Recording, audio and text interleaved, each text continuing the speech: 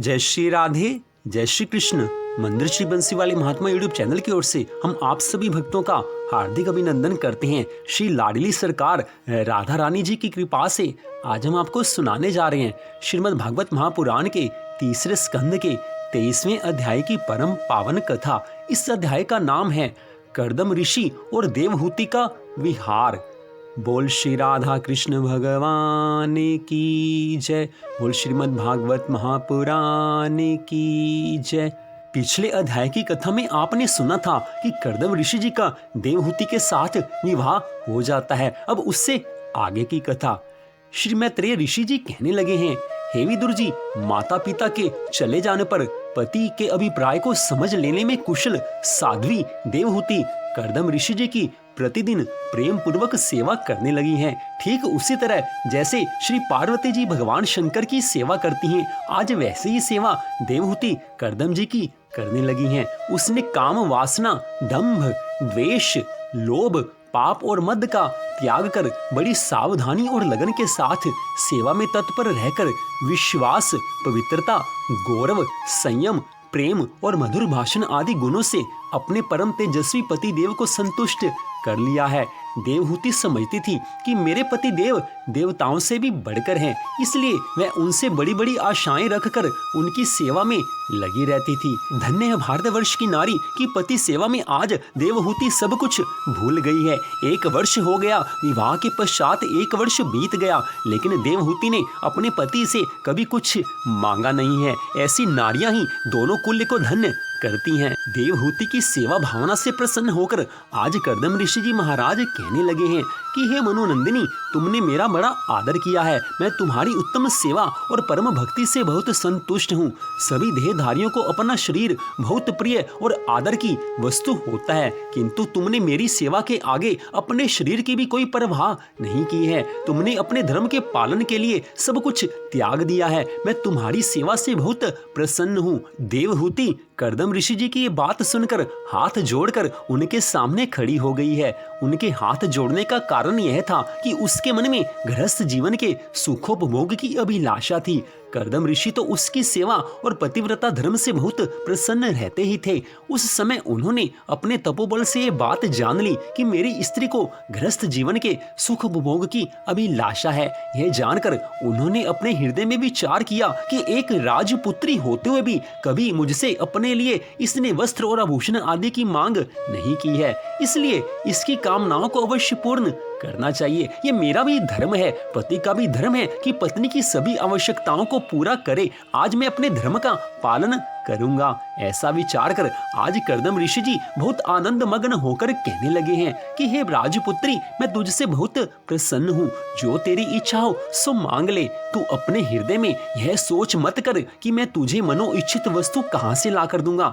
श्री नारायण भगवान की मुझ पर अनंत कृपा है। श्री नारायण भगवान की कृपा से मैं तुझे संसार की समस्त वस्तुएं दे सकता हूँ। आज यह सुनकर देवहूति ने मुस्कुराते हुए कहा है, हे नाथ, आप लोक और परलोक दोनों जगह आनंद के दाता हैं। जब मैंने आप जैसे महापुरुष को पति रूप में प्राप्त कर लिया, तब मुझे और किस वस्तु की अभिलाषा शेष रह गई है जिसे मैं आपसे मांगू। मेरे पिता ने आपको ऐसा महापुरुष और गुणवान समझकर ही तो मुझे आपकी सेवा में अर्पित किया है। अब मुझे केवल एक बार गृहस्थ सुख के उपभोग की अभिलाषा है, क्योंकि बार बार भोग विलास करना भी उचित नहीं है। केवल एक बार मेरे मन में भोग विलास की अभिलाषा है। कितना सुंदर भाव है देवहूति का कि वो भोग विलास तो चाहती है, लेकिन सारा जीवन भोग विलास उसकी अभिलाषा नहीं है। उसके मन में केवल एक बार संतान उत्पत्ति तक की अभिलाषा है कि संतान एक बार उत्पन्न हो जाए, उसके बाद भोग विलास से अलग रहकर ठाकुर जी की सेवा में रहना वो अपना धर्म समझती है। आज देवहूति के ऐसे वचन सुनकर कर्दम ऋषि जी महाराज कहने लगे हैं कि हे राजपुत्री, तू धीरज धर, मैं तेरी मनो इच्छा अवश्य पूरी करूंगा। ऋषि के ऐसे वचन सुनकर देवहूति अपने हृदय में विचार करने लगी है कि मेरे पास वस्त्र और आभूषण और सुख उपभोग की कोई वस्तु तो है ही नहीं, और मेरा यह शरीर भी मिट्टी और धूल से सदा लथपथ रहा आता है। ऐसी हालत में भोग विलास किस तरह हो सकेगा। आज देवहूति मन में यह विचार करने लगी है। कुछ चिंता सी उसके मन में सताने लगी है, लेकिन जैसे ही देवहूति के मन में यह विचार आया है, उसी समय अंतर्यामी कर्दम ऋषि जी महाराज ने उनके मन का सब हाल जान लिया है। इससे आगे की कथा का वर्णन करते हुए मैत्रेय ऋषि जी कहने लगे हैं कि हे विदुर जी, कर्दम ऋषि ने अपनी प्रिय पत्नी की इच्छा पूर्ण करने के लिए उसी समय योग में स्थित होकर एक विमान की रचना की है जो इच्छानुसार हर तरफ जा सकता था। यह विमान सब प्रकार के इच्छित भोग सुख प्रदान करने वाला, अत्यंत सुंदर, सब प्रकार के रत्नों से युक्त, सब संपत्तियों की उत्तरोत्तर वृद्धि से संपन्न तथा मणिमय खंभों से सुशोभित था। वह सभी ऋतुओं में सुखदायक था और उसमें जहां तहां सब प्रकार की दिव्य सामग्रियां रखी हुई थी। उस विमान की शोभा बड़ी सुंदर जान पड़ती थी। एक के ऊपर एक बनाए हुए कमरों से अलग अलग रखी हुई शैया, पलंग, पंखे और आसनों के कारण वह बड़ा सुंदर जान पड़ता था। जहां तहां दीवारों में की हुई शिल्प रचना से उसकी अपूर्व शोभा हो रही थी। उसमें पन्ने का फर्श था और बैठने के लिए मूंगे की वेदियां बनाई गई थी। मूंगे की ही देहलियां थी। उसके द्वारों में हीरे के किवाड़ थे और इंद्रनील मणि के शिखरों पर सोने के कलश रखे हुए थे। उसकी हीरे की दीवारों में बढ़िया लाल जड़े हुए थे। ऐसा जान पड़ता था मानो विमान की आंखें हों तथा उसे रंग बिरंगे चंदुए और बहुमूल्य सुनहरी बंधनवारों से सजाया गया था। बड़ा सुंदर ये मालूम पड़ता था। धन्य है हमारे महान भारतवर्ष के ऋषि मुनि जो अपनी त्याग और तपस्या से इतनी शक्ति रखते हैं कि वो किसी भी तरह के कार्य को आसानी से कर सकते हैं। आज ठाकुर जी की कृपा से उन्होंने एक ऐसे सुंदर विमान का निर्माण किया है कि जिसके समान देवी देवताओं का विमान भी नहीं हो सकता है। आज देवहूति ने उस विमान को देखा और अपने मन में यह विचार किया कि मेरा धूल से भरा हुआ शरीर इस विमान में बैठने योग्य नहीं है। मैं इस विमान में कैसे बैठूंगी? मेरा शरीर तो बड़ा मैला कुचैला है, मेरा शरीर तो बड़ा गंदा है। वो सोचने लगी हैं कि इस शरीर के साथ इस सुंदर विमान में कैसे जा सकती हूँ। देवहूति के मन की बात को समझकर आज कर्दम ऋषि जी महाराज ने अपने योग बल द्वारा निर्मल और स्वच्छ जल से परिपूर्ण एक नारायण कुंड का निर्माण कर दिया है। उस कुंड में सुहावने कमल खिलखिला रहे थे और उन कमलों पर भंवरे गूंज रहे थे। उस कुंड को उत्पन्न करने के बाद कर्दम ऋषि जी ने कहा कि हे राजपुत्री, तू कुंड में स्नान कर ले। पति की आज्ञा को पाकर देवहूति ने जब उस कुंड में स्नान किया तो उसका स्वरूप देव कन्या के समान दिव्य हो गया है और उसकी आयु 16 वर्ष की कन्या के समान हो गई है। जिस समय वह कुंड से बाहर निकली तब वह सुंदर वस्त्र और आभूषणों को पहने हुए थी। उसके साथ ही 1000 सुंदर सेविकाएं जो सुंदर वस्त्र और आभूषणों से सुसज्जित थी, अपने हाथों में चमर लिए हुए थी। उस कुंड से बाहर निकलकर देवहूति से कहने लगी हैं कि हे राजपुत्री, हम सब तुम्हारी सेविकाएं हैं। उस समय देवहूति ऐसी प्रतीत हो रही थी कि मानो उसे देखकर कामदेव की स्त्री रति भी लज्जित हो जाए। जब कर्दम ऋषि ने अपनी चंद्रमुखी पत्नी की ओर देखा तब उन्होंने हृदय में विचार किया है कि मुझे भी अपना शरीर ऐसा ही सुंदर बना लेना चाहिए। ऐसा निश्चय करके ज्यों ही कर्दम ऋषि जी महाराज ने उस कुंड में स्नान किया है त्यों ही वे देवताओं से भी अधिक सुंदर रूपधारी दिव्य स्वरूप युवावस्था वाले हो गए हैं। इस प्रकार श्री नारायण भगवान की कृपा से जब दोनों पति पत्नी तरुण हो गए तब वे प्रसन्न होकर विमान में आज जाकर बैठे हैं। समस्त सेविकाएं भी उसमें बैठकर अपना अपना कार्य करने लगी हैं। सुख और विलास की जो सामग्रियां वैकुंठ और इंद्रलोक में रहती हैं वे सब भगवान की कृपा से उस विमान में विद्यमान थी। इसके पश्चात मैत्रेय जी महाराज विदुर जी से कहने लगे हैं कि हे धर्मात्मा विदुर जी, उस विमान में रहकर कर्दम ऋषि और देवहूति ने बहुत समय तक सांसारिक सुखों का उपभोग किया है। उनका जब जी चाहा था तभी वह विमान वायु में उड़ता हुआ क्षण भर में ही इंद्रलोक, वरुण लोक, कुबेर लोक, गंधर्व लोक आदि संपूर्ण लोकों में और मंदराचल आदि पर्वतों पर पहुंच जाता था। देवता तथा देव स्त्रियां उस विमान को देखकर कर्दम जी और देवहूति के भाग्य की सराहना करती थी। इस प्रकार देवहूति के साथ भोग विलास करते हुए कर्दम ऋषि जी महाराज को 10,000 वर्ष व्यतीत हो गए हैं। उस संसर्ग के कारण देवहूति के गर्भ से 9 कन्याओं ने जन्म लिया है। उस समय कर्दम जी महाराज ने यह विचार किया कि अब मुझे सांसारिक सुखों को त्याग कर फिर से श्री नारायण भगवान का भजन और तपस्या करनी चाहिए, क्योंकि भगवान के भजन और तपस्या से बढ़कर और कुछ भी धर्म नहीं है। मैंने अपने पति धर्म को निभा दिया है, क्योंकि मेरा विवाह हो गया था, इसलिए विवाह के पश्चात अपने पति धर्म को निभाना भी मेरा धर्म था। इस धर्म को मैंने पूर्ण कर लिया है। अब मेरी 9 कन्याएं उत्पन्न हो गई हैं, इसलिए मुझे भगवान की सेवा में फिर से लग जाना चाहिए। कितने सुंदर विचार हैं कर्दम ऋषि जी महाराज के कि अपने पति धर्म को निभाने के बाद आज मन में बात आ गई है कि अब फिर से नारायण भगवान की सेवा में लीन होना है। कर्दम ऋषि जी महाराज तो पहले भी भगवान नारायण की सेवा में ही रहते थे, लेकिन सृष्टि का कार्य आगे बढ़ाने के लिए उन्होंने विवाह करना स्वीकार किया था और ठाकुर जी की इच्छा से ही सब कुछ हुआ था। आज मन में सोच रहे हैं कि बहुत लंबा समय व्यतीत हो गया है, अब भोग विलास में ज्यादा मन लगाना उचित नहीं है, क्योंकि ठाकुर जी ने भोग विलास के लिए ये मनुष्य का शरीर नहीं दिया है। अब शेष जीवन नारायण भगवान की आराधना में ही बिताना चाहिए। लेकिन पति का धर्म था सो पूर्ण किया है। अगर विवाह हुआ है तो पति के धर्म को निभाना भी हम सबका कर्तव्य है। आज कर्दम ऋषि जी महाराज हम सब कलयुग वासियों को ये शिक्षा दे रहे हैं कि संसार में आकर अपने गृहस्थ धर्म का पालन करना अच्छी बात है। गृहस्थ धर्म का पालन करना परम आवश्यक है। पति के धर्म का पालन करना बड़ी अच्छी बात है। पत्नी के धर्म का पालन करना बड़ी अच्छी बात है। पुत्र के धर्म का पालन करना, पुत्री के धर्म का पालन करना बड़ी अच्छी बात है। लेकिन सबसे बड़ी जो बात है वो भगवान श्री नारायण जी की आराधना है। संसार के सभी संबंधों के प्रति आप अपनी जिम्मेवारी निभाइए, बड़ी अच्छी बात है। लेकिन ठाकुर जी की भक्ति, ठाकुर जी की आराधना सर्वप्रथम है, उनको तो कभी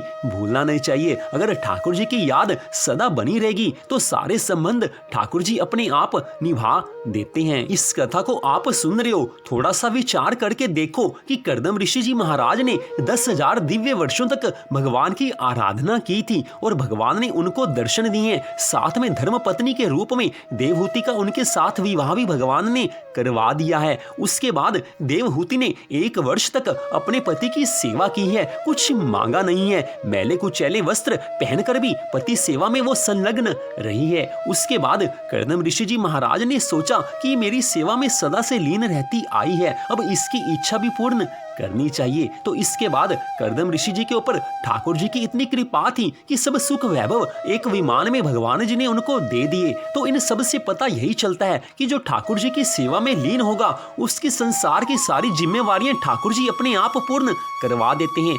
आज जो कृपा कर्दम ऋषि जी महाराज और देवहूति पर भगवान ने की है वो कृपा भगवान अपने सब भक्तों पर करते हैं। केवल मन में विश्वास होना चाहिए, केवल उस श्याम प्यारे के प्रति हमारे हृदय में प्रेम होना चाहिए। भगवान श्री राधा कृष्ण, भगवान श्री सिया राम जो हमारे इष्ट देव हों, अपने इष्ट देव के प्रति हमारे मन में अपार प्रेम होना चाहिए। हर सांस अपने ठाकुर जी के नाम जो लिख देता है, जो हर सांस में उन भगवान को याद करता है, भगवान भी उस अपने भक्त को हर सांस में याद करते हैं। कर्दम ऋषि जी महाराज ने 10,000 वर्षों तक संसार को भूलकर भगवान की तपस्या की थी, तो भगवान ने उसके बदले में जो सुख वैभव उनको दिया है उसकी गणना करना ही मुश्किल है। भगवान तो सब कुछ देते हैं, हम लेते लेते थक जाएंगे, लेकिन भगवान देते देते नहीं थकते। फिर से कथा में प्रवेश करते हैं। आज कर्दम ऋषि जी के मन में फिर से भगवान श्री नारायण जी की भजन और तपस्या करने का विचार आ गया है। कर्दम ऋषि जी महाराज देवहूति से कहने लगे हैं कि हे राजपुत्री, अब मेरा मन गृहस्थी में नहीं लगता है, आप यदि कहो तो मैं श्री नारायण भगवान का भजन करने के लिए चला जाऊं। ऋषि के ऐसे वचन सुनकर देवहूति ने आज हाथ जोड़कर उत्तर दिया है, हे स्वामी, हरि भजन करना बहुत श्रेष्ठ है। मैं भी अभी तक संसारी भोग विलास में मग्न रहकर आपकी सेवा से विमुख बनी रही। मुझे उचित तो यह था कि आपके चरणों का ध्यान धरकर मुक्ति को प्राप्त कर लेती, परंतु वैसा ना करके इन 9 कन्याओं को जन्म दे बैठी हूँ। हे नाथ, अब मुझे इनके विवाह की चिंता सता रही है। यदि इनका विवाह हो जाए तो मैं भी आपकी सेवा करने के लिए आपके साथ ही चलूंगी। आपके पहले चले जाने से मैं इन कन्याओं के लिए वर कहां से ढूंढूंगी। देवहूति जी के वचन सुनकर कर्दम ऋषि जी महाराज मन में विचार करने लगे हैं कि ठाकुर जी ने, मेरे नारायण भगवान ने मुझे वरदान दिया था कि वो मेरे यहाँ पर पुत्र रूप में अवतार लेंगे, किंतु अभी तक भगवान का अवतार नहीं हुआ है। यह सब सोच विचार करके आज कर्दम ऋषि जी महाराज सोचने लगे हैं कि अगर मैं अभी से गृहस्थ आश्रम को त्यागता हूँ तो भगवान के अवतार लेने की बात पूरी नहीं हो सकेगी। अतः मुझे यही उचित है कि मैं अभी से पूर्ण सन्यासी नहीं बनूं, घर में रहकर मैं ठाकुर जी की भक्ति में लीन भी रहूं और संसार की जिम्मेवारी भी पूरी करता रहूं। इस प्रकार मन में दृढ़ विचार करके कर्दम ऋषि जी महाराज अपनी स्त्री से आज कहने लगे हैं कि हे राजपुत्री, तुम किसी बात की चिंता मत करो, तुम्हारे गर्भ से श्री नारायण भगवान का अवतार होगा। ठाकुर जी ने मुझे वरदान दिया था कि वो हमारे यहाँ पर पुत्र रूप में अवतार लेंगे। हे राजपुत्री, तुम किसी बात की चिंता मत करो, हमारे यहाँ पर ठाकुर जी का अवतार होगा, हम और आपका जीवन सफल हो जाएगा। आज कर्दम ऋषि जी महाराज के इन वचनों को सुनकर देवहूति का मन प्रसन्न हो गया है। वो सोचने लगी है कि हमारे घर पे, हमारे इस आंगन में ठाकुर जी अवतार लेंगे। कितना सुंदर सौभाग्य है हमारा, मेरे स्वामी कितने महान हैं, ये ऋषिवर कितने महान हैं कि भगवान ने इनको इतना सुंदर वरदान दिया है। ठाकुर जी हमारे घर पर आएंगे, ऐसा वरदान भगवान अपने सभी भक्तों को नहीं देते हैं। मेरे ये पति, ये मेरे स्वामी कितने महान हैं, इन ऋषिवर की सेवा करके मेरा जीवन भी धन्य होगा। अब भगवान हमारे इस घर आंगन में पधारेंगे, इससे अच्छी कोई बात हो नहीं सकती है। आज देवहूति मन ही मन ठाकुर जी को धन्यवाद दे रही है, साथ ही साथ अपने माता पिता को प्रणाम कर रही है कि जिन्होंने इन ऋषिवर की सेवा में मुझे यहाँ पर लीन कर दिया था। श्रीमद् भागवत महापुराण की इस कथा पर आप थोड़ा सा विचार करके देखिए, आपको पता चलेगा कि देवहूति ने अपने माता और पिता मनु जी महाराज और शत्रुपा महारानी के एक बार कहने पर कर्दम ऋषि को अपना पति स्वीकार कर लिया है। उनके मन में यही भाव था कि मेरे माता पिता जहाँ पर मेरा विवाह करेंगे उसी में मेरा कल्याण है, उसी में मेरा सुख है। अपनी माता पिता की बात को मानकर कर्दम ऋषि जी महाराज के साथ उन्होंने विवाह कर लिया और उसका आगे फल कितना महान मिला है। उनको ऐसा सुंदर विमान मिला है जो स्वर्ग से ज्यादा सुखों से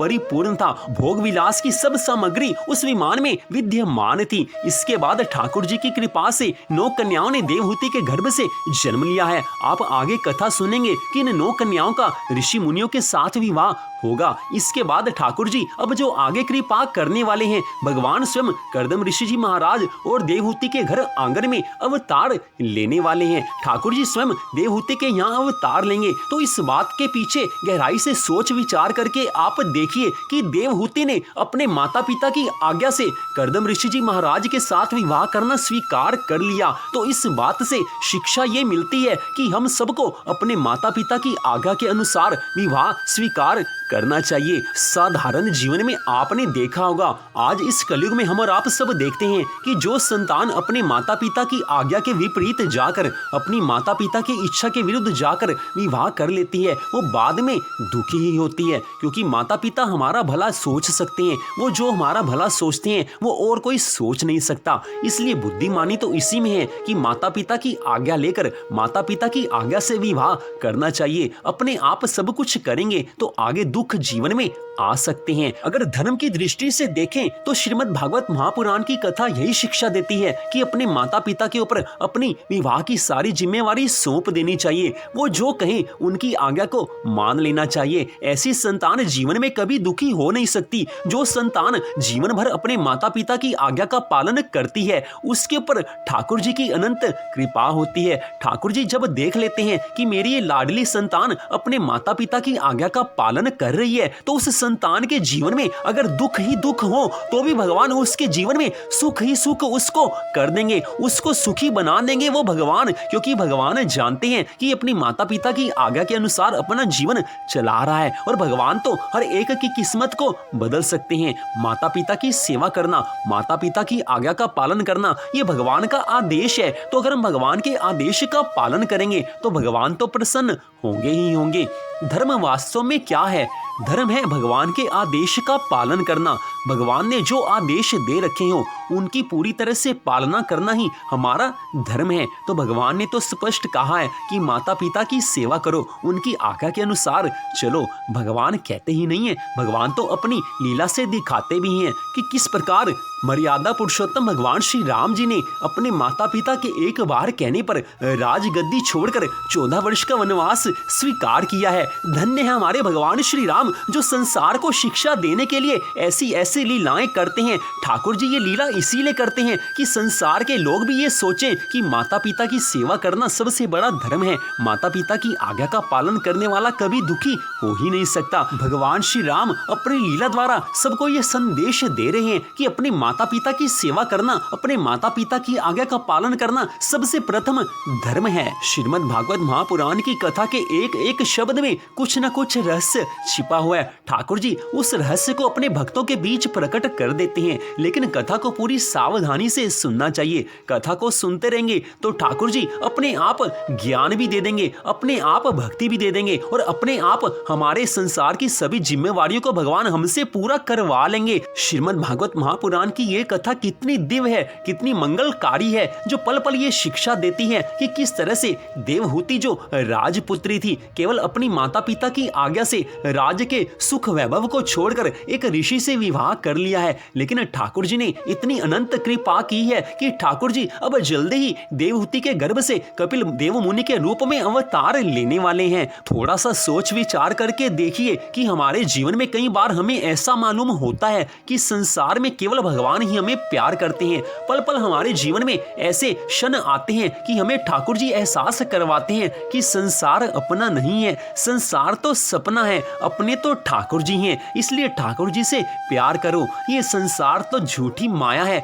झूठा सपना है, लेकिन यहाँ पर आए हैं तो अपने फर्ज को पूरा करना है। परिवार में रहना है तो अपने धर्म को पूरा करना है, समाज में रहना है तो समाज के प्रति अपने धर्म का पालन करना है। परिवार के प्रति जो जिम्मेवारी है उसको हम ही पूरा करेंगे। भगवान आदेश देते हैं कि परिवार में रहकर, समाज में रहकर अपनी जिम्मेवारी पूरी करना सबका धर्म है। लेकिन मन में एक बात सदा समाई रहनी चाहिए कि ठाकुर जी से बढ़कर हमारा और प्रेमी कोई हो नहीं सकता, ठाकुर जी से बढ़कर हमें और प्यार कोई कर नहीं सकता। संसार के संबंधी वो तो अपनी एक सीमित शक्ति तक हमारे साथ रहते हैं। हमारे जीवन में कोई महान दुख आ जाए तो परिवार वाले कोशिश करते हैं कि हमारा दुख दूर हो जाए। पूरा परिवार आधी रात में कोशिश करता है कि हमारे इस सदस्य का दुख दूर हो जाए, लेकिन वो कोशिश कर सकते हैं। लेकिन भगवान अगर चाहें तो एक क्षण में सब कुछ कर सकते हैं। हमारा परिवार हमसे प्यार करता है, अच्छी बात है, प्यार होना चाहिए, परिवार में प्यार होना चाहिए। लेकिन परिवार की शक्ति सीमित है, वो सब कुछ चाहकर भी नहीं कर सकते। लेकिन ठाकुर जी तो, उनकी शक्ति तो असीमित है, ठाकुर जी तो कुछ भी कर सकते हैं। इसलिए परिवार में रहो, समाज में रहो, संबंध निभाओ, लेकिन प्यार ठाकुर जी से होना चाहिए। जिसका प्यार ठाकुर जी से हो गया उसको जीवन में हर्ष आनंद का अनुभव होता है। आपने सुनी होगी वो बात कि श्याम प्यारे से जिसका संबंध है उसको हरदम आनंद ही आनंद है। मेरे मुरली वाले से जिसका संबंध है उसको हरदम आनंद ही आनंद है। इसलिए ठाकुर जी से संबंध बनाकर रखना चाहिए। जब जीवन में आवश्यकता पड़ेगी तो ठाकुर जी बिना बुलाए ही सहायता के लिए आ जाते हैं। तो इधर आज कथा में कर्दम ऋषि जी महाराज ने देवहूति से कहा है कि तुम अपनी इन 9 कन्याओं के विवाह की चिंता बिल्कुल मत करो, ये ठाकुर जी की कृपा से सब जिम्मेवारी हमारी पूरी हो जाएगी। ठाकुर जी सब कृपा करेंगे और ठाकुर जी तो स्वयं ही इस हमारे घर आंगन में अवतार लेने वाले हैं। तो इस प्रकार श्रीमद् भागवत महापुराण के तीसरे स्कंद के 23वें अध्याय की कथा का यहीं पर विश्राम होता है। कल की कथा में आप सुनेंगे कि श्री कपिल देव जी भगवान का देवहूति के गर्भ से अवतार होगा। आने वाले कल की कथा बड़ी दिव्य होगी, आने वाली कल की कथा बड़ी मंगलमयी होगी कि श्री कपिल देव जी भगवान का अवतार होगा। इसी के साथ ही हम आपको एक शुभ समाचार और देने जा रहे हैं कि कल 26 जनवरी से हम माघ मास महात्म्य की कथा भी आपको सुनाया करेंगे। कल से प्रत्येक दिन एक अध्याय की कथा हम आपको सुनाया करेंगे। माघ मास महात्म्य के एक अध्याय की कथा हम आपको कल से सुनाना आरंभ करने जा रहे हैं। वैसे तो माघ मास 28 जनवरी से आरंभ हो रहा है, माघ मास के स्नान 28 जनवरी से आरंभ हो रहे हैं, लेकिन माघ मास महात्म्य के पहले अध्याय की कथा हम आपको कल से सुनाना आरंभ कर रहे हैं। तो उस कथा को भी आप प्रतिदिन अवश्य सुने। तो आप सबका हार्दिक धन्यवाद। भगवान श्री राधा कृष्ण जी की श्रीमद् भागवत महापुराण की कृपा सदा आप सब पर बनी रहे, इसी मंगल कामना के साथ जय श्री राधा रानी सरकार की, जय श्री कृष्ण भगवान की, जय श्रीमद् भागवत महापुराण की, जय श्री सुखदेव जी महाराज की, जय जय श्री राधे, जय जय श्री राधे, जय जय श्री राधे श्याम।